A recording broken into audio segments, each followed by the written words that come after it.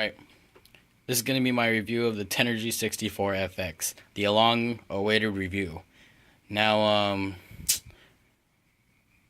in my opinion, the rubber isn't that heavy, but that's just an opinion. I've used heavy rubbers like the Hurricane 3 Neo. That's a relatively heavy rubber in my opinion. I have this rubber paired with my Hurricane Long 3 blade. 89 grams. If you guys haven't seen the review, check that out. The top sheet isn't very tacky. Now, if you're a defender, don't get this. Don't get this rubber. It's meant straight for attacking. So for like speed, this is pretty much the main selling point of this rubber is speed. This rubber is fast as hell. Fast as hell. If I had to rate it out of 10, it'd probably get a 10 out of 10. It is the fastest rubber I've ever used. And spin, it's decent. Like it's not super spinny, but it has a lot of spin. And control, I got the FX version, which is softer sponge basically. And the control is decent. I've had better, but it's decent. And when I first played with this rubber, it was very, very bouncy. It was very hard to control because it was very overwhelming of this spring sponge technology. But when I was gluing this rubber on, the sponge felt weird to me. I don't know. It was just something I haven't really felt before. And when I was doing a regular hit with this rubber, for the first time I was playing with it, it was very overwhelming. It was very bouncy. I missed the table a few times. But after a few hours of getting used to this rubber, let me tell you, this rubber is fire. It's straight up fire. It's super, super fast. And basically, once you learn how to tame this beast, it will improve your game very, very well. If someone hits a high ball to you, rip through it, and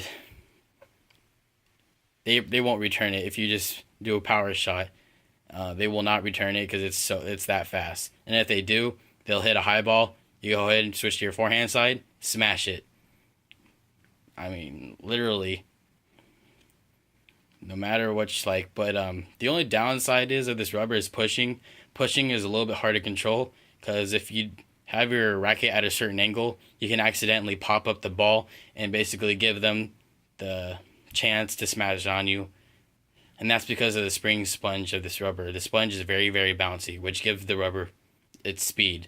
But pushing is probably like the least selling point on this rubber. After a few plays, you'll learn how to control the push and keep it low. But overall, this rubber is meant for attackers and not for defenders. I tried chopping with this rubber, and it's not consistent because of the spring sponge. It's very, very bouncy.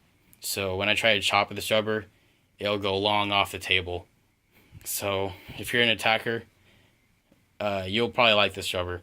I just wish that it wasn't so expensive.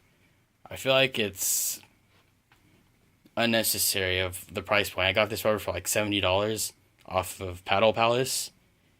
I don't think it's worth $70 for this rubber, but I mean it is a fantastic rubber. Don't get me wrong. It's just super expensive.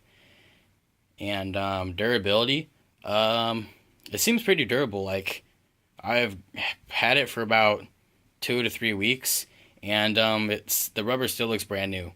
There's really like no wear tears or anything or any like visual whatever, no damage at all. But it's a good rubber, and do I recommend it? Yeah, I recommend it, but I just wish it wasn't expensive is all I'm saying. But this is my review of the Butterfly Tenergy 64 FX. Peace.